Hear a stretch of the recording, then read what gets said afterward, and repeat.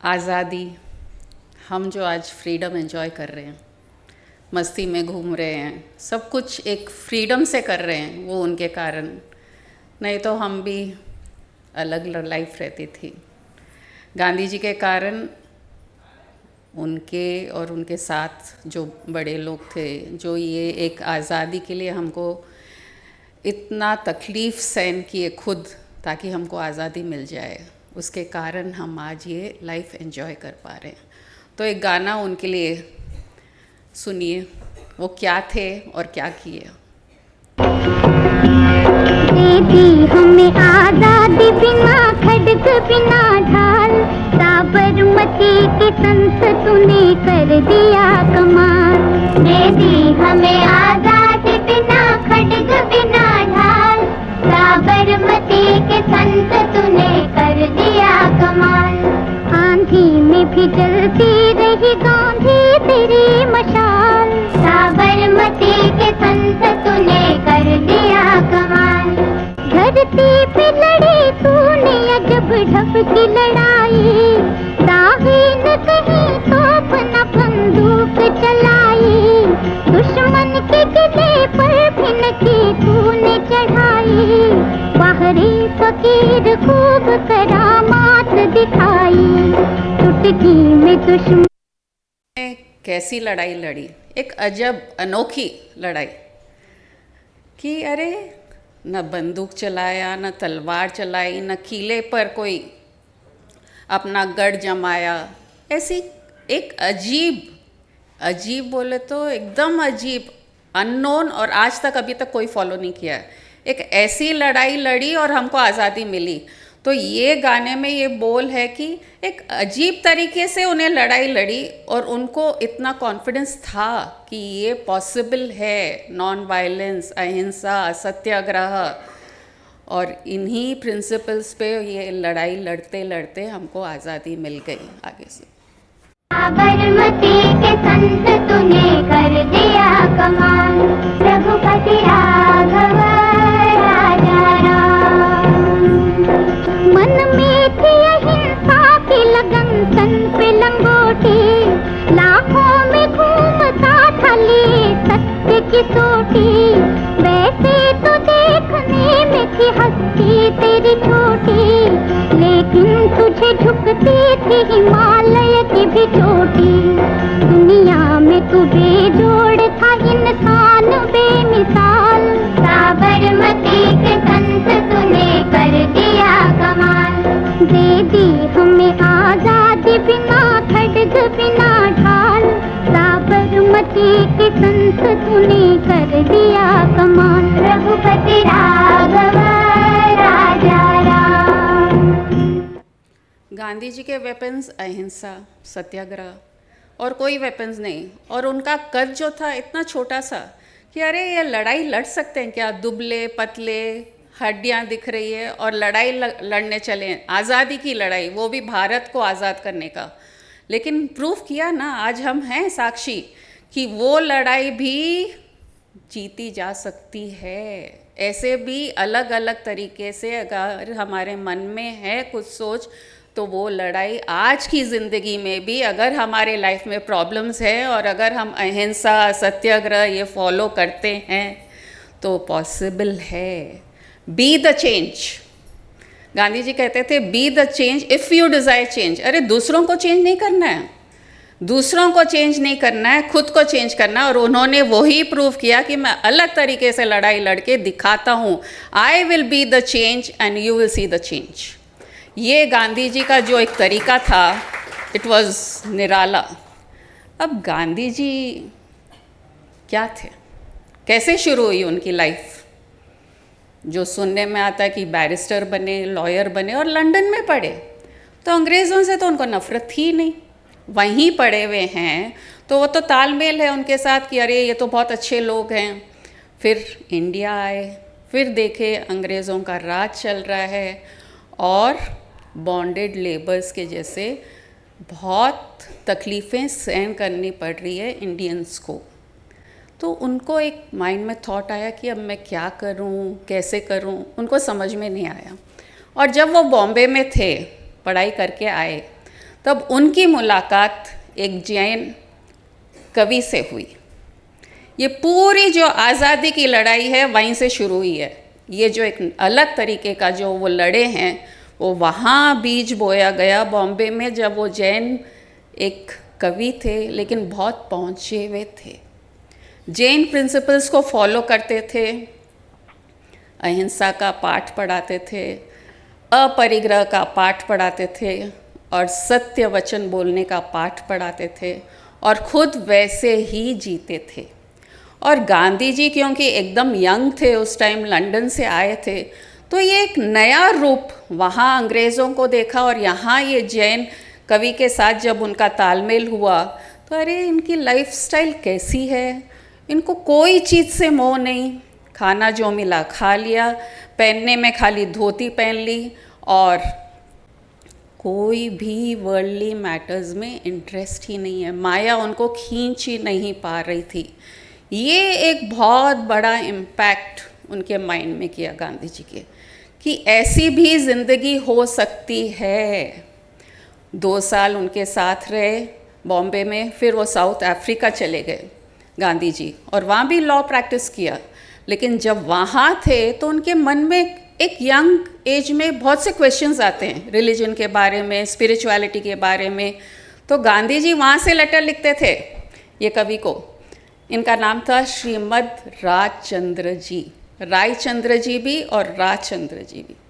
तो उनको लेटर लिखते थे कि मेरे को ये क्वेश्चन है, ये क्वेश्चन है, और बेसिकली जैनिज़्म क्या है, हिंदुइज़्म क्या है, रिलीजन क्या है, स्पिरिचुअलिटी क्या है, आत्मा क्या है, मोक्ष क्या है, वो उनका वार्तालाप चलता था जब वो यंग थे, लॉयर थे। जब वापस इंडिया आए और ये सीन देखने को मिला कि अंग्रेज़ों की तो ज़्यादा ही हो रही है जातीती, तब उन्होंने जो देखा था, उनके फ्रेंड को जो देखा था, श्रीमद राजचंद्र जी को, जो वो जी रहे थे, उन्होंने भी वो ही अपनाया। वो भी लंगोट में आ गए, 2 कपड़े, वही 2 सेट रखते थे। जैन मुनि वैसे ही रखते हैं, 2 कपड़े ही रखते हैं। आज एक पहना, दूसरे दिन धोया उसको, दूसरा पहना और थर्ड डे वापस धो लिए। तो अपरिग्रह। तो गांधी जी को लगा अरे लाइफ में क्या चाहिए, कुछ भी नहीं चाहिए हमें। तो उनकी लाइफ भी वो इतनी सिंपल कर दिए, जितना मिला जैसे मिला वो खा लिए और अहिंसा का पाठ को पकड़ लिए। नॉन वायलेंस, बोले अब आज़ादी लड़नी है तो नॉन वायलेंस के थ्रू ही लड़ेंगे, ऐसे नहीं लड़ेंगे हम। बहुत देख लिए दूसरे जो जंग होते हैं, एक दूसरे को मार रहे हैं, सब मर रहे हैं, दुख है, शोक है, खून खराबा है, मुझे वैसी आज़ादी नहीं चाहिए। तो उन्होंने नॉन वायलेंस, अहिंसा और सत्याग्रह का ऐसे एक ठान लिया कि मुझे इसके ऊपर लड़ाई लड़नी है। और उन्होंने आज़ादी नहीं मांगी, उन्होंने इक्वालिटी मांगी। उन्होंने कहा कि मुझे जैसे आप लोग अच्छा हंसी खुशी रह रहे वैसे हम इंडियंस को भी रहने दो विद इक्वल राइट्स, कोई भेदभाव नहीं होना चाहिए। क्योंकि हाईएस्ट में वो जैन कवि ने कहा था कि जब आत्मा में हम स्थित हो जाते हैं तो सब बराबर हो जाते हैं, न क्रिश्चियंस, जैन्स हो, मुस्लिम्स हो या हिंदू हो, सब एक ही हैं। वो उनके दिमाग में बैठ गया और सिर्फ यही मांगिए कि हमको बराबर रखो, आप भी एंजॉय करो, हम भी एंजॉय करते हैं। तो ये ऐसा गांधी जी धीरे धीरे नॉन वायलेंस, लेकिन नॉन वायलेंस कैसे पॉसिबल है, आज़ादी कैसे दे सकता है? नॉन वायलेंस का बेस क्या है? प्रेम। नॉन वायलेंस का बेस है प्रेम। प्रेम से ही हम नॉन वायलेंस, अहिंसा फॉलो कर सकते हैं, नहीं तो नहीं। जिससे हम प्रेम करते हैं हम उसको तकलीफ़ नहीं दे सकते, चाहे कोई भी हो, हमारा बच्चा हो, हमारा फ्रेंड हो, हमारे सोसाइटी में कोई रहता हो, कोई कुत्ता हो, जानवर, कोई को भी जिससे हम प्रेम करते हैं हम उसको दुख तकलीफ़ नहीं पहुंचा सकते।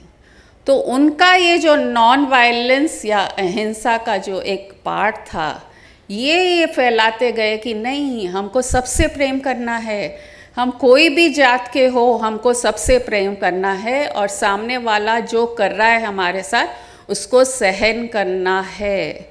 और ये सहन किए, सत्याग्रह किए कि हम सत्य की लड़ाई लड़ रहे हैं। सत्य क्या कि हमको भी आज़ादी, हमारे जो हम ये ह्यूमन बॉडी मिली है और जो कंट्री में है उसमें हमको आज़ादी चाहिए कि हम आज़ादी से घूमें, हमारे तरह से हम रहें, ये नहीं कि हमारे ऊपर कोई राज करे।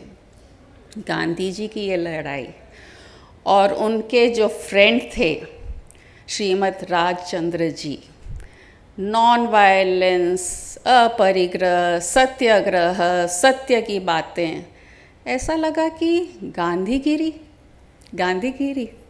गांधी जी से बापू किसने बनाया? उन्होंने ही बनाया, उनके ही प्रिंसिपल्स फॉलो किए। गांधी जी से बापू और बापू से महात्मा, उनके उसूलों के कारण ये नॉन वायलेंस और उनके फ्रेंड का जो एक इम्पैक्ट पड़ा था, और वो एक्चुअली एकदम हाईएस्ट स्टेट में थे। उनका एक छोटा सा quote, what is that what you are talking of, तो वो लिखते हैं जो मोक्ष है, आत्मा है, उसमें आंसर कर रहे हैं, what you eat, that alone is that. Where you sleep, that alone is that. Where you are walking, that alone is that. This body, cells, blood, everything, it is a colored form of that alone.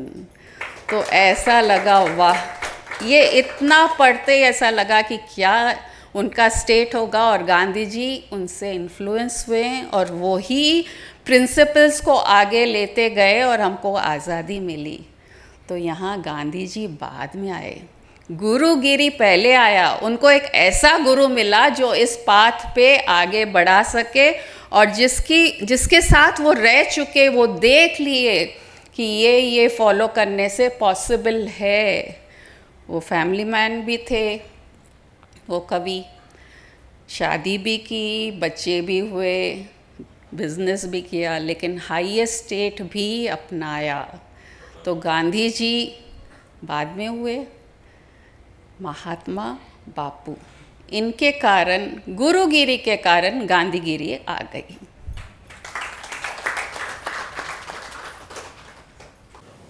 भाई आज मालूम अपने बापू का birthday है। क्या बात है circuit, आज बापू का दिन है। भाई एक बात बोलूं, मैं 5 साल से बापू को फॉलो कर रहा हूँ।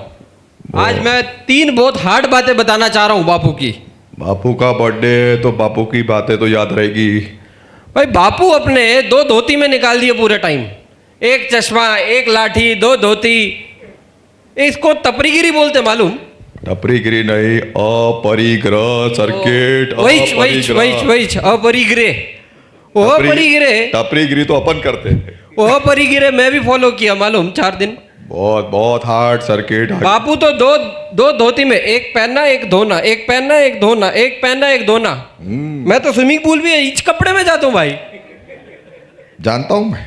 और बाहर निकल के लटक जाता हूँ भाई, यही सूख जाता है, अपन उतारते ही नहीं। 1 कपड़ा और 1 जीन बस से अपने को। बापू जो करके गए उसके बाद तू ही आया है बेरू। यही गांधीगिरी है। अभी मैं तेरे को इसके आगे गुरुगिरी, नेक्स्ट लेवल, वो तुझे बताता हूँ। ये नहीं है भाई, गुरुगिरी क्या है भाई? ये तुमने बताई बापूगिरी, अब सर्किट मैं तेरे को बताता हूँ गुरुगिरी। अपरिग्रह, वही तपरीगिरे,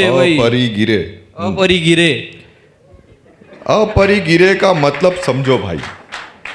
ये तुम्हारा जो माइंड है उसमें कम से कम इंप्रेशन रखने का। इंप्रेशन बोले तो इंप्रेशन बोले तो जो तुम्हारे माइंड में कचरा बिचरा यादें, बुरी यादें रहती, वो रोज रोज तुमको बहुत सताती। तो उसके लिए ऐसा आंख मस्त बंद करने का और ऐसी कचरा बिचरा यादों को हवा में, स्पेस में उड़ा देने का। हो भाई, मैं 5 साल पहले बहुत लोगों को ठोका है, सताती मेरे को दिमाग में बहुत। यही मैं बोल रहा हूँ, तू ठोकने पे आ जाता है। अहिंसा वो मैं तेरे को नेक्स्ट बताता हूँ, लेकिन अभी अपरिग्रह में ठोकना बिकना नहीं है, बस मस्त आंख बंद करके उसको हवा में घुसा देना। तो तुम्हारे माइंड में एक दो इम्प्रेशन, एक दो यादें जो तुम्हारे रोज बीच के काम काज, उसके लिए जो जरूरी भाई वो रखना, उसके बाद कुछ रखने का जरूरत नहीं है। क्या बात है भाई, क्या बात है। तो गांधीगिरी से भी ऊपर हो गया भाई ये तो। वही बता रहे लो, बापूगिरी तो बहुत बढ़िया करे, अपन बापू के आगे गुरुगिरी करेंगे। अपन 4 साल यही फॉलो किया, अब यही करेंगे गुरुगिरी। दूसरी बात भाई, एक और बात बोलना था मेरे को। हाँ, बोल, ये बोल। तो पीरी गिरी होगी, अब दूसरी है अपनी अहिंसी। अहिंसी नहीं बेटा, अहिंसा। अहिंसा। अहिंसा। तो क्या हुआ ना भाई, पहले 3-4 साल पहले बहुत ठोका लोगों को, बहुत ठोका। बहुत फिर हर्ट। गांधी भाई अपने बापूजी बोले कि किसी को डांटना नहीं, किसी को मारना नहीं, कोई एक गाल पे लाफा मारे तो दूसरा आके देना। तू गया था ना वो परसों घर खाली ही कराने। ये एक फ्लैट खाली करने को कहा भाई। उन्होंने बोला कि भाई, मैं बोला कि भाई मेरे को खाली करने का, ऐसे डराया बिराया सब किया मैं। तो उन्होंने मेरे को लाफा मारा बहुत जोर से। तो क्या किया तू? ये बापू याद आ गए भाई मेरे को, बहुत बहुत जोर से याद आ गए मेरे को। बहुत मस्त, बहुत मस्त। ताली मारना बेड़ू के लिए, अपना बेड़ू है भाई। फिर वो एक मारे तो मैं दूसरा दिया, उन्होंने दूसरों भी दे दिए। अभी ताली नहीं मारना। भाई 2 के बाद क्या करना, बापू नहीं बोले। बापू उसके बाद चुप हो गए। अभी इसके बाद गुरुगिरी स्टार्ट होता है, इसलिए मैं तेरे को अभी गुरुगिरी का बताता हूँ। बोलो भाई बोलो। अहिंसा। तो गुरुगिरी में ऐसा है कि ये नौबत तूने आने कैसे दी? तो क्या करने गया था उधर? भाई ठप हो गया भाई मेरा धंधा इस चक्कर में, अब क्या करना बोलो तुम ही। तुम ऐसे डायरेक्ट जाके भिड़ जाएंगे तो लोग मारा मेरी गाली गलोच ये सब होने वाला है। पहले से अपने माइंड में, तेरे माइंड में आयला था, मुझे सही बता, तू पहले जब गया मैं था तो सोचा ठोक देगा वहीं पे भाई। यही पे अहिंसा। तो यहाँ पे ऐसा रखना कि सामने वाले पे नौबत ही नहीं आने देना। अपने को पहले से क्षमा याचना। क्या? किसकी याचना भाई?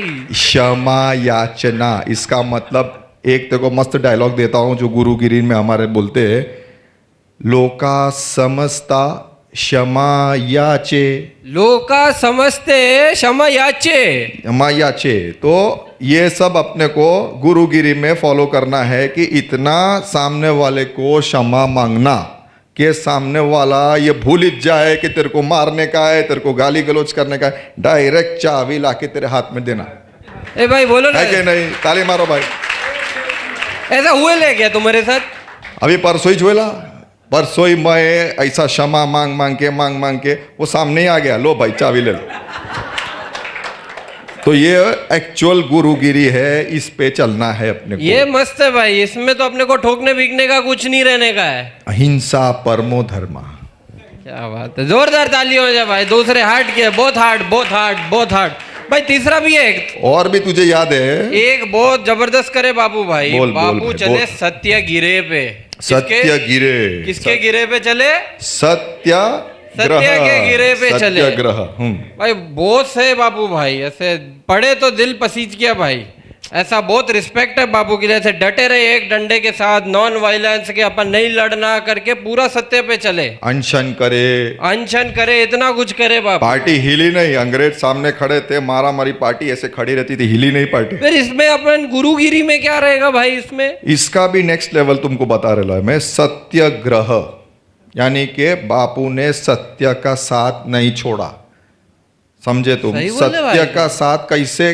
सामने मारने आ गए, सामने मारा पीटी सब हुआ, लेकिन बापू ने क्या किया? सत्य का साथ नहीं छोड़ा। भाई ज्ञानी हो गया अपना बहुत भाई। नहीं भाई, बहुत ज्ञानी हो गया। वैसे गुरुगिरी में नेक्स्ट लेवल, ब्रह्म का साथ नहीं छोड़ना। क्या? चाहे माइंड तुम्हारा अंग्रेजों की तरह तुमको मारने आए, एंजाइटी क्रिएट करे, स्ट्रेस करे, तुम्हारे को अनशन में बैठ जाना कि कुछ भी कर ले बाबा, मैं ब्रह्म को नहीं छोड़ूंगा।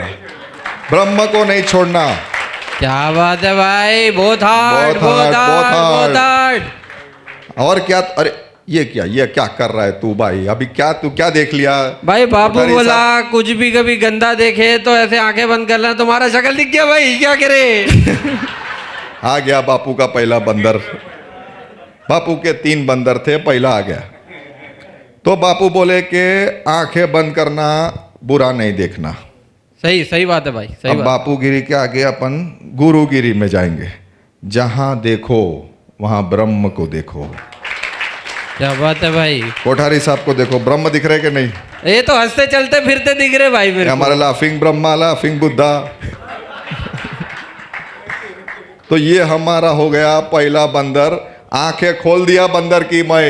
अरे अब क्या कर रहा तू? ये दूसरा बंदर लेके आया है। भाई बापू एक और बात बोले, कभी भी बुरा होए तो सुनने का नहीं है अपने को, कुछ भी हो जाए। इसी वजह से धंधा ठप हो जा रहा मेरा। सही बोला तू। क्या तो करने का भाई? बापूगिरी में बुरा नहीं सुनना बोले। अब हम जाएंगे गुरुगिरी में। जो भी सुनो ब्रह्म को सुनो। क्या सुनो? ब्रह्म को सुनो भाई, ब्रह्मिच को सुनना है अभी, और कुछ सुनने का ही नहीं है अपने को। जो सुनाई दिया वही ब्रह्म है, ये सोचो तो ऑटोमेटिकली बुरा बुरा रहा ही नहीं। ये हो गया तुम्हारा दूसरा बंदर भी बैठ गया। अरे अब तू क्या तीसरा लेकर आया तू? भाई जिंदगी में बहुत गाली गलौज करे भाई, वो तो बस सिर्फ नेगेटिव ही बोले अपन, और कुछ बोले ही नहीं। बहुत हार्ड। ये तो सही बोला है तू। तो बापू बोले बुरा बोलने का ही नहीं। अब बापूगिरी में फिर तीसरा बंदर आया कि बुरा नहीं बोलना, बुरा नहीं बोलना। अच्छा बोले बापू। बापू बहुत अच्छा आदमी था। लेकिन अपन गुरुगिरी में जाएंगे, नेक्स्ट लेवल। तो गुरु जी क्या बोले? बुरा नहीं बोलना नहीं है, जो भी बोलो उसमें ब्रह्म को ही बोलो। बस। तो बुरा रहा ही नहीं। ये होता है बहुत हार्ड भाई, बहुत हार्ड भाई। यही चाहिए अपने यही को आज के चाहिए। बाद। गांधीगिरी यहाँ से खत्म और यहाँ से गुरुगिरी शुरू। Thank you. धन्यवाद।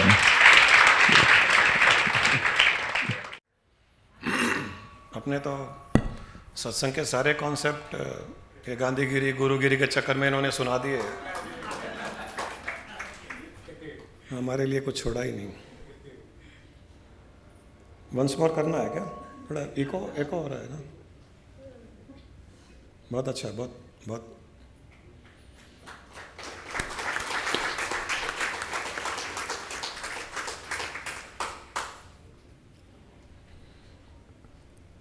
बिना गुरु तो गांधी जी भी गांधी जी नहीं हुए थे। अभी जो गुरु माँ ने भी बताया, गांधी जी 2 गुरुओं के कारण बने। गांधी, बापू, महात्मा, उनकी जर्नी 2 गुरुओं के कारण थी। एक गुरु उनके थे जो गोपाल कृष्णा गोखले। उनसे उन्होंने पॉलिटिक्स का ज्ञान लिया, समाज के बारे में ज्ञान लिया, कंट्री लॉ चलती कैसी है, कैसे चलना चाहिए, लोगों को कैसे रहना चाहिए, फ्रीडम क्या है, लिबरेशन क्या है, कई चीज़ें उन्होंने गोखले जी से सीखी। वो उनके पहले गुरु थे। और दूसरे गुरु श्रीमद् राजचंद्र जी, जिनसे उन्होंने स्पिरिचुअलिटी सीखी, जिसमें जो गुरु माँ ने कहा आत्मा, परमात्मा, सोल, मोक्ष, क्रिश्चियनिटी, बुद्धिज़्म, हर वो विषय, कर्मों के बारे में, अपरिग्रह, अहिंसा, ये पॉलिटिक्स से भी और हायर सेल्फ, आत्मा को छूने वाली बातें उन्होंने श्रीमद् राजचंद्र जी से सीखी। और जो संसार में रहने वाली बातें हैं वो गोखले जी से सीखी।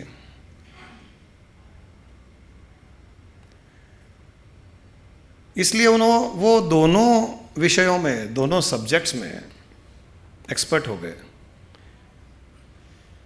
गोखले जी से, राजचंद्र जी से वो जो सीखा उन्होंने उसको फिर इम्प्लीमेंट अपने एक तरीके से किया। जो एक लक्ष्य था, उस लक्ष्य के लिए जो बातें ज़रूरी थी उन्होंने उन बातों को लेकर के इम्प्लीमेंट किया और लक्ष्य की प्राप्ति की। सक्सेसफुल होने का ये एक बहुत बड़ा सीक्रेट है। ये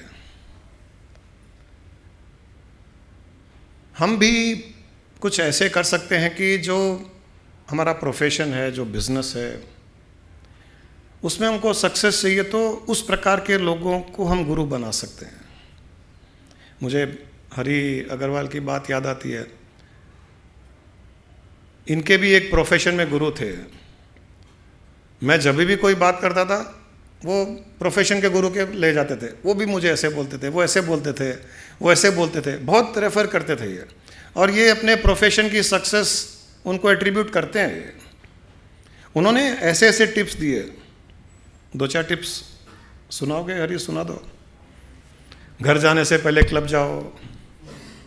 क्लब जाओ मतलब वहाँ रिलैक्स हो जाओ। वहाँ गुरुजी एक चीज़ वो बोलते उनका नाम मैं थे, भूल गया। सत्यनारायण पीती जी। वो हैदराबाद में मारवाड़ी कम्युनिटी के पहले चार्टर्ड अकाउंटेंट थे।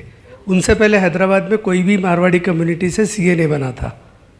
तो मेरे को चांस मिला कि हमारे मौसा जी के थ्रू कि उनके पास ट्रेनिंग लेने का।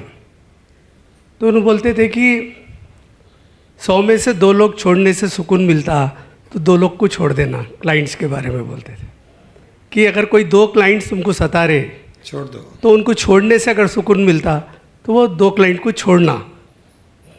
और एक चीज़ बोलते थे 6 घंटे काम करना और हमने 2 घंटे पढ़ना। हमने गुरुगिरी में बोला जो थॉट्स तंग करते हैं उनको छोड़ दो। उन्होंने कहा 2 क्लाइंट जो तंग करते हैं उनको छोड़ दो।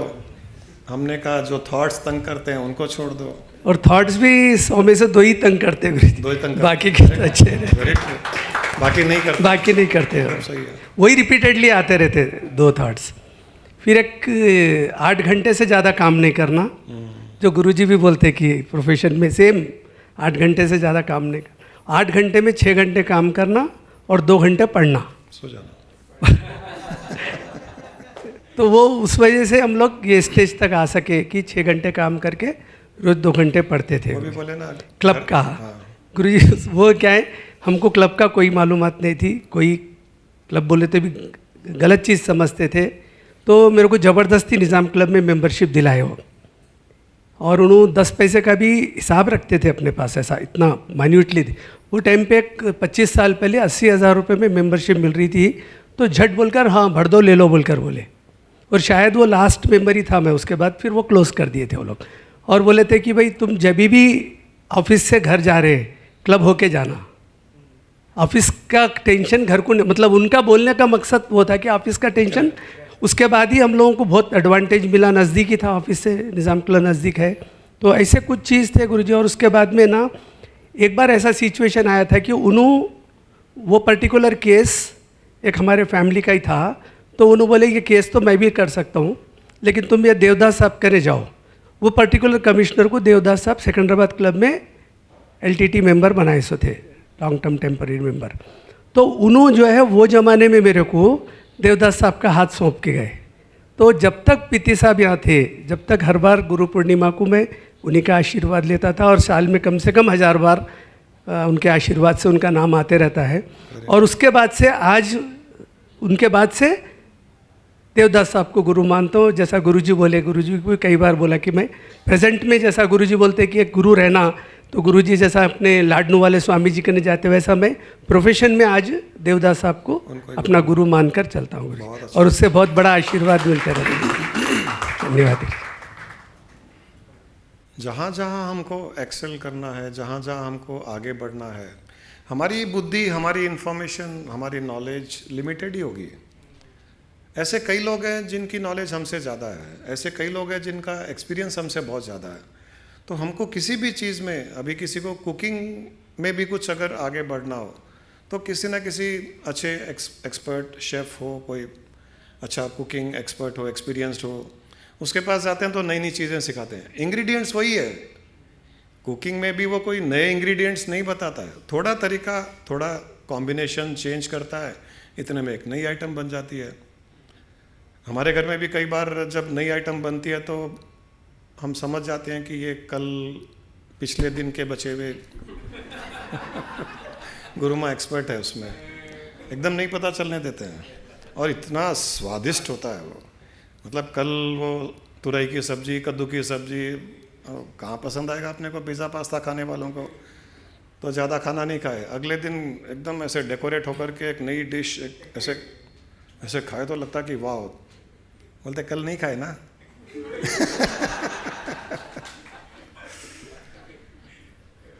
तो ये भी एक कला है ना, ये भी एक कला है। हमको अगर ज़िंदगी में आगे बढ़ना हो तो हर उस इंसान के साथ में इंटरेक्शन करना चाहिए जिसको हमसे कुछ ज़्यादा मालूम है, कुछ ज़्यादा एक्सपीरियंस है, उनसे कुछ ना कुछ लेने की कोशिश करना। और ये बहुत आसान है क्योंकि हर कोई देने के लिए तत्पर रहता है, लेने वाला चाहिए हर इंसान। हम भी तो अभी कोई हरि को जाके बोलेगा हरि भाई ये थोड़ा प्रॉब्लम है बताइए, वो आएगा 2 मिनट के लिए या 2 घंटा उसको ज्ञान देंगे। हर किसी को ज्ञान देना अच्छा लगता है। मेरे पास भी शुरू में लोग आते थे 5 मिनट आपका चाहिए, मैं 2 घंटे नहीं छोड़ता था। बड़ी मुश्किल से कस्टमर मिलते हैं, गुरुमा चाय पकोड़े, अब वो सर मैं जाऊं मेरा बस अरे बैठो, बस और दूसरी आ जाएगी, बैठे रहो। मुझे लगा इसके जाने के बाद में कौन आएगा। हर किसी को ज्ञान देने की, एक्सपीरियंस शेयर करने की बहुत इच्छा होती है, लेने वाला चाहिए। हम अगर लेने वाले बन जाए सारी दुनिया का ज्ञान हमको प्राप्त हो सकता है। लेने वाला होना चाहिए, मांगने वाला होना चाहिए। मांगने में कभी भी शर्म नहीं करना, किसी की पैसे नहीं मांगना है, अनुभव मांगना है, ज्ञान मांगना है। उनको जो उन्होंने लाइफ में सीखा है, कोई भी हो, कई बार तो छोटे बच्चे भी हमको सिखा सकते हैं कई चीज़ें। तो कभी भी एक शिष्य एक जानने की इच्छा जिस इंसान में रहती है वो जीवन में बहुत आगे बढ़ता है। तो गुरुजी भी, गांधी जी भी इन 2 गुरुओं की बातों को लेकर के उन्होंने यहाँ भारत में आकर के अब आज़ादी की लड़ाई लड़ी। दोनों, ये आज़ादी मिलने का श्रेय उन गुरुओं को जाता है। इन्होंने इम्प्लीमेंट किया एक अच्छे शिष्य बन करके, लेकिन ज्ञान तो गुरुओं से ही मिला। बिना ज्ञान के गांधी जी भी आज़ादी नहीं दिला सकते थे। गोखले जी का ज्ञान पॉलिटिक्स के बारे में, राजचंद्र जी का ज्ञान स्पिरिचुअलिटी, अहिंसा, अपरिग्रह, सत्याग्रह आदि आदि के कारण वो बापू और महात्मा बने। अंग्रेज भी हिल गए इन कॉन्सेप्ट से। कौन से कॉन्सेप्ट से? स्पिरिचुअल कॉन्सेप्ट से। गोखले जी के कॉन्सेप्ट बाद में इम्प्लीमेंट हुए या साइमल्टेनियसली भी होते गए, क्योंकि जब जब उनको पॉलिटिक्स के बारे में बात करना था तो नेहरू जी, पटेल, मौलाना आज़ाद, ये वो सब बैठे रहते थे, उनको पॉलिटिक्स के बारे में बातें करते थे। और जब लड़ाई लड़नी होती थी तो स्पिरिचुअलिटी को ले आते थे। ये दोनों का डेडली कॉम्बिनेशन था जिसके कारण हमको आज़ादी मिली। बापू ने हमको अंग्रेज़ों की गुलामी से आज़ादी दिलाई। गुरुजी हमें मन की माया की गुलामी से आज़ादी दिलाते हैं। कोई भी गुरु, हमको स्वामी जी ने आज़ादी दिलाई। हम भी संसार में फंसे हुए थे, मन के ट्रेट्स, मन के गुण, मन के अवगुण, मन की अच्छाइयाँ, मन की बुराइयाँ, उसी में नाच रहे थे। स्वामी जी ने हमको आज़ादी दिलाई। तो आज़ादी किसी भी प्रकार की हो सकती है। आज़ादी का अर्थ ये भी होता है कि हम जहाँ है, जिस परिस्थिति में है, उस परिस्थिति से ऊपर जाएं, वो भी आज़ादी है। हम जब प्रोग्रेस करते हैं, हम जब ग्रो करते हैं, वो भी आज़ादी है। उस संकीर्णता से आज़ादी, उस रेस्ट्रिक्शन से आज़ादी। एक छोटा कोई प्रोफेशन, एक सीए है, लॉयर है, या कोई और कोई है, डॉक्टर है, वो जब बड़ा बन जाता है तो उसको भी आज़ादी मिली उस छोटेपन से और विशालता में गया। तो आज़ादी का अर्थ है कि आगे से आगे बढ़ना, विशालता में जाना, हर फील्ड में सक्सेस पाना। बिना गुरु के ये संभव नहीं है। भगवान राम को भगवान किसने बनाया? उनको ज्ञान किसने दिया? पैदा होते ही ज्ञान नहीं था उनके पास में, ऋषि वशिष्ठ ने ज्ञान दिया। वशिष्ठ योग में बहुत बड़ा शास्त्र है, राम और वशिष्ठ ऋषि के संवाद, बातें, क्वेश्चन आंसर, उसमें भी राम ने हर प्रकार के क्वेश्चन उनसे पूछे, क्लैरिफिकेशन मिला। तो ये गुरुकुल का सिस्टम था। बचपन में ही गुरुकुल भेज दिए जाते थे, तो वहाँ पर गुरु उनको हर प्रकार का ज्ञान, तीरंदाजी का ज्ञान, लड़ाई का ज्ञान, व्यवहारिक ज्ञान, शास्त्र ज्ञान, आध्यात्मिक ज्ञान, आत्मिक ज्ञान, वैदिक ज्ञान, हर प्रकार का ज्ञान एक गुरु से मिलता था। पहले एक ही गुरु में वो सारे गुण हुआ करते थे। अभी हमको हो सकता है कि कई गुरुओं की आवश्यकता पड़ती है। तो भगवान राम को भगवत गुण कहाँ से प्राप्त हुआ? वशिष्ठ जी से प्राप्त हुआ, तब जाकर के वो भगवान बने। पुरुषोत्तम राम कैसे बने? वो गुरु के ज्ञान के द्वारा पुरुषोत्तम राम बने। वो उनको बाद में समाज में, दुनिया में फेमस, प्रसिद्ध किसने किया? वो वाल्मीकि जी ने किया। ज्ञान वशिष्ठ ने दिया, उनको प्रसिद्ध वाल्मीकि जी ने किया। वाल्मीकि जी के कारण आज हम राम को जानते हैं, राम के जीवनी को जानते हैं। भगवान कृष्ण को किसने बनाया? संदीपनी ने बनाया, उनके गुरु संदीपनी ने बनाया। संदीपनी ने सारा का सारा गीता ज्ञान कृष्ण को बहुत पहले ही दे दिया था। ये कृष्ण का ओरिजिनल ज्ञान नहीं है गीता, ये गुरु संदीपनी का ज्ञान है ये। और जब कृष्ण भगवान गुरुकुल से वापस आ रहे थे, गुरुकुल से जा रहे थे, अपने परिवार घर आ रहे थे, तब उन्होंने पूछा कि मैं आपको गुरु दक्षिणा में क्या दूं? संदीपनी ने कहा कि इस ज्ञान को आगे बढ़ाना। वो गुरु का ज्ञान, वो गुरु की बात, वो गुरु का आशीर्वाद कि महाभारत के बीच में भी भगवान कृष्ण उस ज्ञान को प्रकट कर पाए। ये जो भगवान कृष्ण की स्थिति थी कि महाभारत युद्ध के बीच में भी एक स्टिलनेस, एक स्टेबिलिटी, एक रुकावट, ये कहाँ से आई है? ये पहले नहीं थी। ये गुरु के ज्ञान के द्वारा वो रुकावट आई उनके जीवन में। उनको ज्ञान के द्वारा पता चला कि भीतर से मैं रुक सकता हूँ और बाहर से मैं चल सकता हूँ। चलना और रुकना साथ में, ये देखो कितनी बड़ी बात है। चलना और रुकना, ये तो दोनों ऑपोजिट हो गई, दोनों ऑपोजिट बातें हैं। अरे रुका हुआ चलेगा कैसे और चलने वाला रुकेगा कैसे? ये गुरु ने बताया कि चलना और रुकना दोनों साथ में संभव है। ये प्रूफ उन्होंने वहाँ महाभारत युद्ध में दिया। युद्ध के बीच में दोनों तरफ सेनाएं, करोड़ों लोगों की सेनाएं आपस में लड़ मरने के लिए तत्पर, तैयार, लेकिन वो शांत एकदम, और वहाँ पर ज्ञान दे रहे हैं। गुरु का प्रभाव है ये। और वो अच्छे शिष्य थे। अच्छा गुरु, अच्छा शिष्य मिल जाए तो कल्याण हो जाए।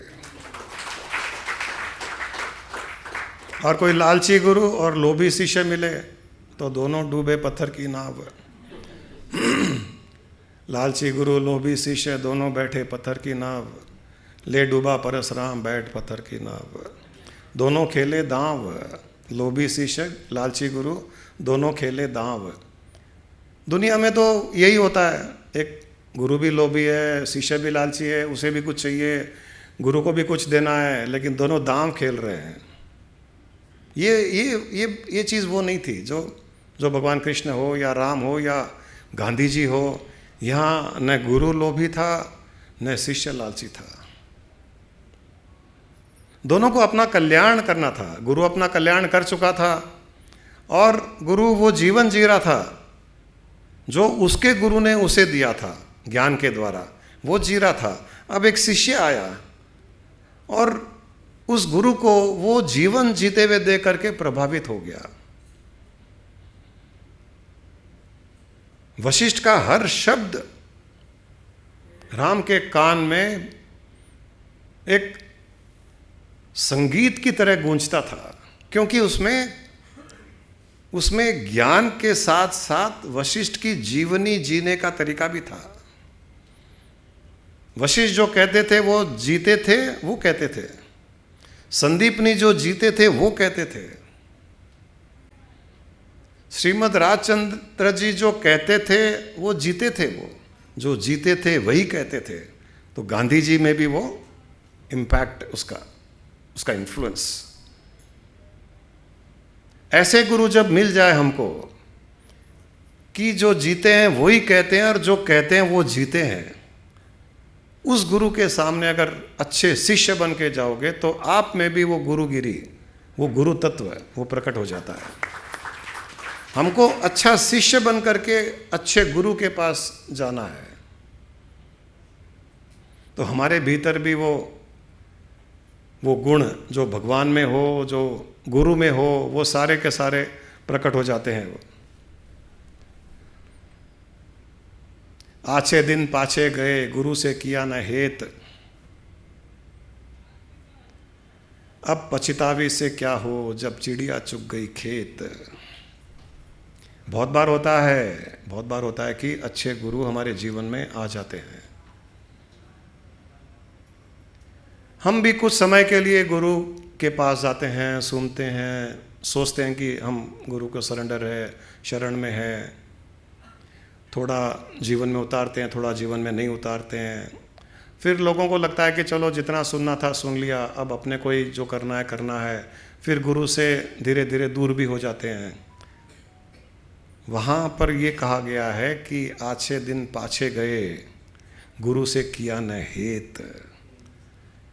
वो अच्छे दिन थे जब गुरु के साथ गए, गुरु से सुना ज्ञान, गुरु के पास बैठे, गुरु से वार्तालाप किया, गुरु से क्वेश्चन आंसर किया, शंका समाधान किया। यहाँ दोहा में ये कहा जा रहा कि वो अच्छे दिन थे, लेकिन तुम्हारे दूर जाने पर वो अच्छे दिन पीछे चले गए। आछे दिन पाछे गए, गुरु से किया न हेत। उस पल अगर गुरु से हेत कर लेता तो तू ये गुरु से दूर नहीं जाता और माया में नहीं फंसता। आछे दिन पाछे गए, गुरु से किया न हेत। अरे तू गुरु से उस पल, उन दिनों अगर हेत कर लेता, इतना हेत कर लेता, मोह कर लेता। यहाँ पर गुरु से मोह करना, हेत करना, अटैचमेंट होना सब अलाउड है, क्योंकि ये कल्याण का रास्ता है। लोग कहते हैं कि मोह नहीं करना चाहिए, हमको भी कहते हैं लोग, तो गुरु जी गुरु से भी मोह नहीं करना चाहिए ना। नहीं, मोह करो, गुरु जी से कर लो, गुरु से मोह करो। क्योंकि मोह, हमारे भीतर मोह की एक शक्ति है, हमारे माइंड में अटैच होने की एक शक्ति है, वो हम माइंड से नहीं निकाल सकते, वो रहेगी। मोह करने की एक शक्ति है, हेत करने की एक शक्ति है। वो कहीं ना कहीं वो शक्ति लगेगी, कहीं ना कहीं वो मोह करेगा। या तो इंसान में करेगा, या गाड़ी में करेगा, या मकान में करेगा, पैसों में करेगा, कहीं ना कहीं करेगा। और सब जगह से हटा दो तो अपने आप में करेगा, कहीं ना कहीं तो करेगा। तो इसका तरीका ये है कि चूंकि वो मोह की शक्ति कहीं ना कहीं लगेगी और वो नष्ट होने वाली चीज़ नहीं है, तो उससे अच्छा है कि उसको ऐसे जगह लगा दो जहाँ पर हमारा कल्याण छुपा हुआ है, और वो है गुरु। गुरु से मोह कर लो, गुरु से हेत कर लो, गुरु से प्रेम कर लो, गुरु के साथ अटैच हो जाओ। तब वो मोह की शक्ति जब गुरु में लग जाएगी, तब बाकी चीज़ों में नहीं लगेगी। एक चीज़ में लगा दो, दूसरी चीज़ों से अपने आप हट जाएगी। और वहाँ नहीं लगाओ क्या, दूसरी चीज़ों में लगेगी। तो हमें कभी भी पछतावा न हो जिंदगी में। ये न सोचें कि अब क्या, अब चिड़िया चुग गई खेत, अब चिड़िया चुग गई खेत, अब क्या करोगे, अब वहाँ पुतला लटका दो, भूत लटका दो, अब कुछ नहीं होगा, खेत साफ हो गया, चिड़िया ने खा लिया। वैसे ही जब संसार हमें खा जाएगा तब पछताने से कुछ नहीं होगा, क्योंकि अच्छे दिन तो पीछे चले गए और हमने गुरु से हेत ही नहीं किया।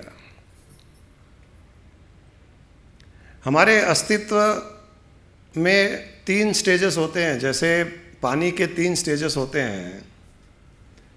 पानी में 3 स्टेजेस हो सकते हैं। एक है ठोस पानी, जब वो बर्फ बन जाता है, solidified water, that is ice. दूसरा स्टेज है लिक्विड वाटर, पानी, तरल पदार्थ। और तीसरा है वो भाप बन जाता है, मॉइस्चर बन करके उड़ जाता है। वहाँ भी पानी है, एलिमेंट वही है। वाटर वेपर, वाटर और आइस। आइस सॉलिड है, पानी लिक्विड है, और वाटर वेपर गैस, दिखता नहीं है लेकिन है, वहाँ एलिमेंट है पानी का, भाप में पानी है। हमारे भी 3 प्रकार के अस्तित्व है, ये हमको गुरु बताते हैं। जैसे गुरु माँ ने कहा गांधी जी बापू बने, बापू से महात्मा बने, तो मैं इसको वैसे रिलेट कर पा रहा हूँ कि गांधी जी पहले आइस थे, फिर बापू बने तो पानी हो गए, और जब महात्मा बने तो वाटर वेपर हो गए। हम भी जब अज्ञानता में होते हैं तो हम आइस है, बर्फ को तोड़ा जा सकता है, टुकड़े करे जा सकते हैं। पानी के टुकड़े नहीं करे जा सकते, बर्फ के करे जा सकते हैं। तो जब तक ठोस अहंकार, सॉलिडिफाइड ईगो होगा, फॉल्स प्राइड होगा, घमंड होगा, उसको हम सॉलिडिफाइड ईगो कह सकते हैं, जो बर्फ के जैसे है। वो बार बार टूटेगा भी, दूसरों को तोड़ेगा भी, खुद टूटेगा और दूसरों को भी तकलीफ दे सकता है। वो उसमें इतने शार्प एजेस हो जाते हैं बर्फ को तोड़ने के बाद में, चाहिए तो किसी का मर्डर भी कर सकते हैं, चाकू तलवार के जैसे हो सकता है वो। वही बर्फ जब लिक्विड हो जाता है, पानी हो जाता है, न उसको तोड़ा जा सकता है, न वो किसी को मार सकता है, न वो किसी को ठेस पहुंचा सकता है, न पानी किसी को चोट पहुंचा सकता है, कुछ नहीं कर सकता। वो सुकून नहीं दे सकता है, खुद भी बहता जाएगा, उसमें कोई कचरा डाल दो तो उसको भी बहा ले जाएगा, और कोई पानी लेकर के किसी को मारने की कोशिश करेगा तो उसके चेहरे पे स्माइल आएगी कि वाह ठंडक, अच्छी ठंडक लग रही है। लेकिन बर्फ से कोई मारेगा तो चोट लगेगी, खून निकलेगा। तत्व वही है, तत्व में कोई अंतर नहीं है।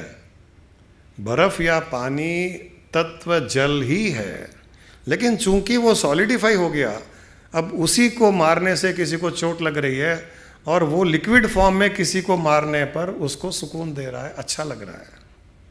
कितना अंतर आ गया। जैसे ही वो लिक्विडिफाई हुआ, उसमें उसके गुण बदल गए, उसकी क्वालिटी बदल गई, अब वो सबको सुकून देने लग गया, बहने लग गया। बर्फ बहता नहीं है, बर्फ एक जगह पड़ा है तो पड़ा है, उसको उठा के ले जाना पड़ता है। पानी को उठा के ले जाने की जरूरत नहीं है, वो बहता रहता है। तो ईगोइस्टिक इंसान, घमंडी इंसान बर्फ के जैसे है, खुद भी टूटेगा, दूसरों को भी चोट पहुंचाएगा। जैसे उसे थोड़ा ज्ञान मिलता है,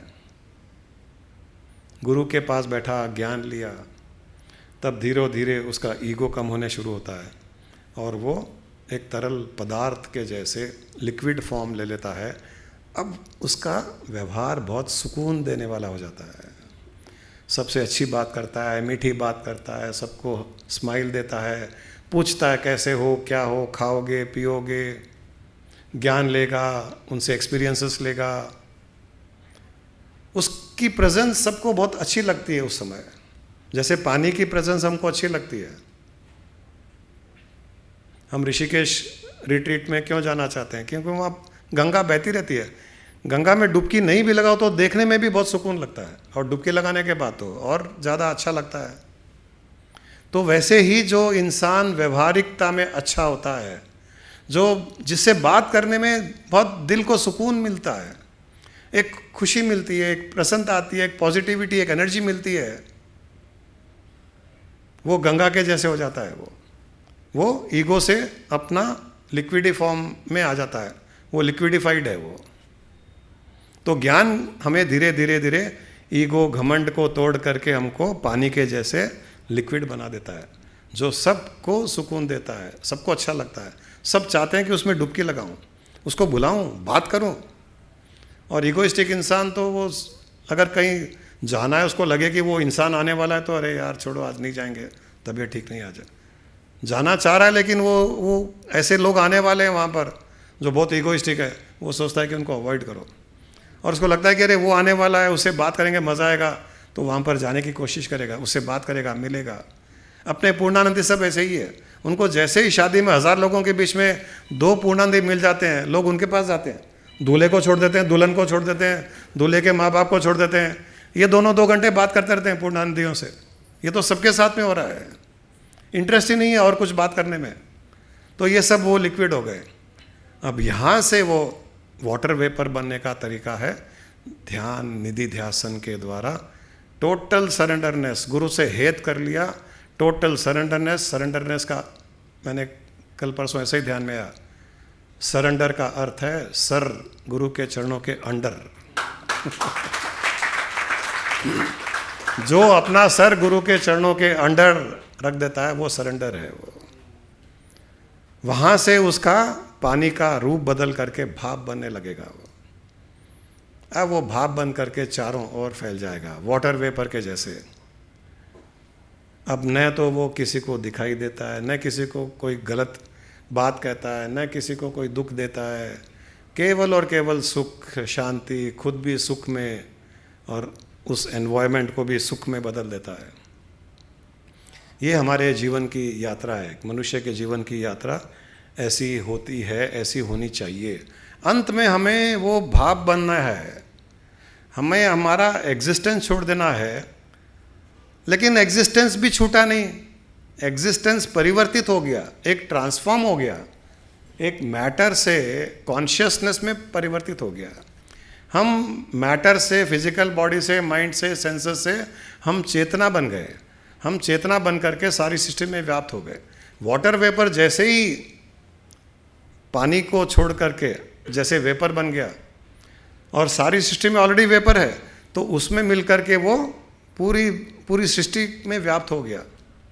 वैसे ही हमारी चेतना पर जैसे ही हम फोकस करते हैं ध्यान निधि ध्यासन के द्वारा, हम परम चेतना के साथ में लीन होकर के हम परमात्मा का स्वरूप धारण कर लेते हैं।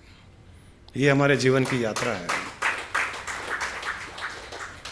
तो बर्फ से पानी और पानी से भाप, अहंकार से अच्छा व्यवहार, अच्छे व्यवहार से हम चेतन आत्मा। ये हमारे जीवन की यात्रा है। और ये बिना गुरु के ज्ञान, बिना सरेंडर हुए नहीं हो सकता है। हमको हमारे गुरु ने वो ज्ञान दिया और हमें भी कहीं ना कहीं से बर्फ़ से पानी बनाया, पानी से भाप बना दिया। अब वो भाप फिर और किसी को भाप बनाने की कोशिश कर रहा है। तो जो भाप बनने के लिए तैयार है वो भाप बन जाएंगे, जो पानी बन करके रहना चाहते हैं वो पानी बन करके रहेंगे, और जो बर्फ़ बन के रहना है उनकी किस्मत हो सकता है और कोई अच्छे और ज़्यादा अच्छे गुरु आएंगे उनके सूटेबल, उनको शायद वो बर्फ़ से पानी, पानी से भाप बना देंगे। ऐसा भी होता है। हमको कुछ दिन के पहले ही कोई बोला था, गुरुजी मैं सब कुछ, मैं अच्छा हूँ, मैं सुखी हूँ, सब कुछ अच्छा चल रहा है और मैं चाहता हूँ कि किसी को दुख न दूँ। तो हमने कहा कि ये बहुत अच्छी बात है। तो मुझे इस एग्जाम्पल से ध्यान में आया कि ये बर्फ़ से पानी बन गया है, लेकिन मैंने कहा कि तुम्हारी यात्रा अभी ख़त्म नहीं हुई है, तुमको यहाँ से और आगे वाटर वेपर, कॉन्शियसनेस वेपर बनना है तुमको, वेपर ऑफ कॉन्शियसनेस। यहाँ रुको मत, क्योंकि आज परिस्थितियाँ हमारे अनुकूल है, फेवरेबल है, कल नहीं रहेगी। इस संसार में कभी भी परिस्थितियाँ एक जैसी नहीं रहेगी, ये संसार का नियम है ये। तो अगर हम परिस्थिति के वश में होकर के परिस्थिति के अनुसार हम कह रहे हैं कि हम सुखी हैं, हम खुश हैं और कुछ नहीं चाहिए, then you are for a ride. क्योंकि ये राइड ऐसी ही है, वो ऊपर जाएगी फिर नीचे आएगी, फिर ऊपर जाएगी फिर नीचे आएगी। तो परिस्थिति अच्छी है, फेवरेबल है, परिवार में हार्मनी है, हेल्थ अच्छी है, माइंड अलर्ट है, गुरु का सानिध्य भी है, शिष्यत्व भी जगा हुआ है, फाइनेंशियल ज़्यादा प्रॉब्लम्स नहीं है, घर चल रहा है, खाने के लिए रोटी मिल रही है, आने जाने के लिए गाड़ी है, स्कूटर है या आरटीसी बस है या मेट्रो है तो सही, और हम आ जा पा रहे हैं। ये मोस्ट कंजीनियल सिचुएशन सरकमस्टेंस है हमारे जीवन का, और यही टाइम है कि इस सिचुएशन सरकमस्टेंस से ऊपर उठने का ये टाइम है, ये राइट टाइम है। ये हमको अनफेयरेबल सिचुएशन को वेट नहीं करना है, वो आएगा, किसी न किसी रूप से आएगा। और अगर यहाँ रुक गए, मेंटल लेवल पर रुक गए, फिजिकल लेवल पर रुक गए, नहीं सब अच्छा चल रहा है, सुखी है, सब चीज़ ठीक है, तो एक दिन हो सकता है कि ठीक ना हो, लेकिन जैसे ही भाव बन गए और फिर वो प्रारब्ध के अनुसार अनफेयरेबल सिचुएशन आएगी भी, तो भी हमको फर्क नहीं पड़ेगा। वो आएगी, लेकिन हम ऑलरेडी प्रारब्ध के अनुसार वो आएगी, लेकिन हम ऑलरेडी भाप बन चुके हैं। अब भाप को कौन क्या करेगा? न उसको चिकनगुनिया होगा, न उसको डेंगू होगा, न वायरल होगा, न कोई हस्बैंड के बोलने से दुखी होगा, न रोएगा, कुछ नहीं, वो मस्ती में है, वो लहराता रहता है। वाटर वेपर को कुछ नहीं होने वाला है। अब उसके साथ में भूकंप आ जाए, सुनामी आ जाए, वॉर आ जाए, कुछ भी हो जाए, वो वेपर है, वो उसको छू भी नहीं सकता है, वो उसको कोई चीज़ छू भी नहीं सकती है। वो अल्टीमेट स्टेट हमको जब हर चीज़ फेवरेबल है तब प्राप्त कर लेनी चाहिए, जो भाग्य से हमको प्राप्त हुई जब हर चीज़ फेवरेबल थी। मेटीरियलिस्टिकली देखें तो कई चीज़ें हमारे लिए अनफेवरेबल भी थी, लेकिन गुरु का सानिध्य था, अनफेवरेबल को भी फेवरेबल कर दिया। स्वामी जी की कृपा थी, स्वामी जी का ग्रेस था, अनफेवरेबल सिचुएशंस को भी फेवरेबल कर दिया। हमको कुछ फ़र्क नहीं पड़ा, आरटीसी बस में घूम रहे हैं, रात को बैठे, सुबह श्रीशैलम पहुंच रहे हैं, वहाँ वो छोटे से कमरे में रह रहे हैं, कोई एसी नहीं, हमको कुछ फ़र्क नहीं पड़ रहा था, क्योंकि गुरु का शरण, गुरु का सानिध्य, गुरु की कृपा, गुरु की दृष्टि, फिजिकल रूप में गुरु बैठा है जो पूछ रहा है कैसे हो, ठीक हो ना। बस स्टैंड पर हमको कोई गुरु स्वामी जी भेजते थे किसी को कि इनका सामान ले आओ, उनको आदत नहीं है। गाड़ी में जाते थे तो सीधा कमरे के सामने जा कर के गाड़ी रोकते थे। बस में गए तो अब बस तो जाएगी नहीं वहाँ आश्रम के अंदर। तो गुरु कितना ध्यान रखता है, जब हमने एक पैर बढ़ाया उनके तरफ, वो 100 पैर बढ़ाते हैं। आदमी को भेजे, हमको बुलाए, सामान उठवाए, सब कुछ किया। अनफेवरेबल सिचुएशंस का वेट न करते हुए फेवरेबल सिचुएशन में जो अपना कल्याण करना है, जो स्थिति प्राप्त करनी है, वो जल्दी से जल्दी कर लो और भाव बन करके गायब हो जाओ।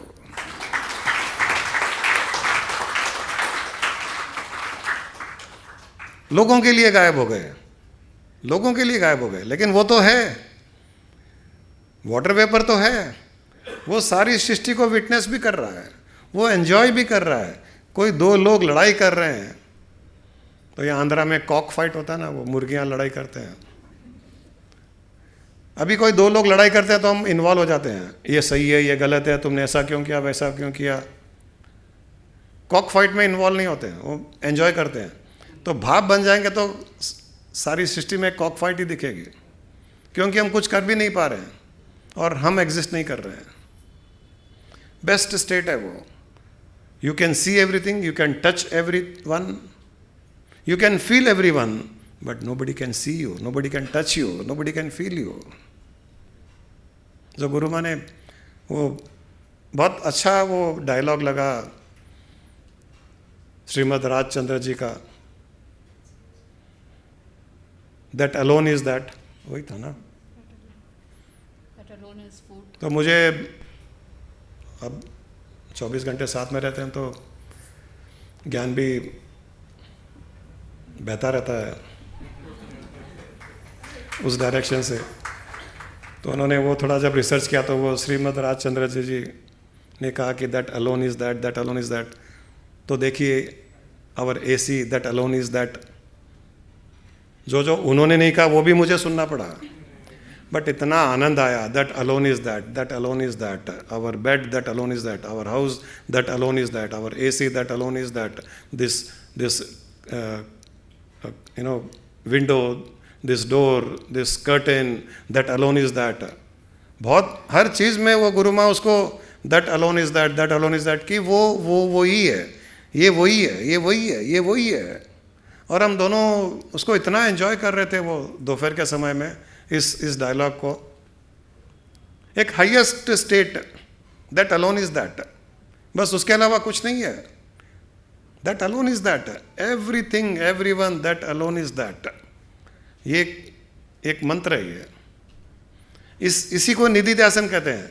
जहां भी दृष्टि पड़े, दैट अलोन इज दैट। इन्होंने भी अभी नाटक में वही कहा, आंख बंद करने की आवश्यकता नहीं है, क्योंकि जब तक माइंड में जजमेंट रहेगा अच्छे बुरे का, तब तक हम दुखी भी होंगे, क्योंकि कहीं ना कहीं बुरा होगा। और कहाँ कहाँ आंख बंद करेंगे? कहीं ना कहीं बुराई होगी, कहाँ कहाँ आंख बंद करेंगे? आंख बंद करना सॉल्यूशन नहीं है। और आंख बंद कब करेंगे? जब बुराई दिखेगी तो आंख बंद करेंगे। तो ऑलरेडी बुराई दिख गई, माइंड में चली गई, अब आंख बंद कर रहे हैं। अब माइंड में तो आ गई वो बुराई है, दिखने के पहले तो हम आंख बंद करेंगे नहीं। बुरा मत सुनो। कान कब बंद करेंगे? जब कोई बुरी बात हम सुन रहे हैं तो बंद करेंगे। नहीं, मुझे नहीं सुनना है। सुन लिया अभी सुनना क्या है? मुझे नहीं सुनने का मतलब सुन लिया। हाँ, और नहीं सुनना है, ये अलग बात है। और नहीं सुनना है, लेकिन सुन लिया। मुझे बुरा देखना नहीं है, आंख बंद किया, अरे देख लिया। और जितना देख लिया वो माइंड में जा करके कुकिंग कर करके उसकी खिचड़ी बना लेगा। वो माइंड नहीं छोड़ेगा उसको। अब आंख बंद कर लिया ना, अब माइंड में एंजाइटी, माइंड में घूमेगा वो। माइंड गैस ऑन करेगा, तवा लगाएगा, मसाले लेगा, थोड़ा गरम करेगा, छौंक लगाएगा, जू करेगा, ये सब माइंड करेगा। तो बुरा देखने के बाद में आंख बंद करेंगे, बुरा सुनने के बाद में कान बंद करेंगे, बुरा बोलने के बाद में मुंह बंद करेंगे। इससे अच्छा है कि न बुरा देखना है न अच्छा देखना है, केवल ब्रह्म ही ब्रह्म देखना है, तो जजमेंट ही खत्म हो जाएगा। बुरा देखने का अर्थ है हमारे माइंड में कुछ रेफरेंस पॉइंट है, उस रेफरेंस पॉइंट से हम अच्छा बुरा देखते हैं। एक चोर है, दूसरे चोर को बुरा नहीं देखता है, क्योंकि उसमें साहूकारी का रेफरेंस पॉइंट नहीं है, उसमें चोरी का रेफरेंस पॉइंट है। चोरी से चोरी अच्छा ही लगती है, लेकिन एक साहूकार है, एक अच्छा इंसान है, उसको चोर बुरा लगता है, क्योंकि उसके रेफरेंस पॉइंट में एक अच्छा इंसान है, तो उसको चोर बुरा लगता है। और एक एनलाइटेंड है, एनलाइटेंड मतलब थोड़ा ध्यान करने वाला, तो उसको कहीं ना कहीं और कुछ उसका रेफरेंस पॉइंट और ज़्यादा हो गया, तो अच्छे इंसान में भी कुछ ना कुछ बुराई दिख जाती है उसको, क्योंकि हमारा रेफरेंस पॉइंट ही हमको जजमेंट्स करवाता है। इस जजमेंटल ट्रेट से हटना हो तो रेफरेंस पॉइंट हटाना पड़ेगा, और रेफरेंस पॉइंट हटाने का एक ही तरीका है, ब्रह्म भाव। उसमें कोई रेफरेंस पॉइंट नहीं है। अभी आकाश को देखोगे तो आकाश में देख करके, चलिए कोई भी बताओ जहाँ एम्प्टी स्पेस है, कहीं भी बताइए कि ये स्पेस गंदा है, ये स्पेस अच्छा है, ये स्पेस बुरा है, नहीं बता पाएंगे, क्योंकि वो एक जैसा है। जहाँ एक जैसा है वहाँ रेफरेंस पॉइंट नहीं है, रेफरेंस पॉइंट नहीं है तो अच्छा बुरा भी नहीं है। एकम सुखम, एकता में ही सुख है। तो हर जगह उस ब्रह्म को देखना, ब्रह्म की वाणी सुनना, ब्रह्म के ही बारे में बोलना, पांचों इंद्रियां उस ब्रह्म भाव में ही लगी रहे, और धीरे धीरे हमारी यात्रा, हम भी बापू के जैसे ही गांधी से बापू बनना है, और बापू से महात्मा बन करके उड़ जाना है। महात्मा का अर्थ है महाआत्मा। महाआत्मा, महाआत्मा वही होती है जो निराकार होकर के भाप के जैसे सारी सृष्टि में फैल जाती है, वो महाआत्मा ही महात्मा कहलाती है।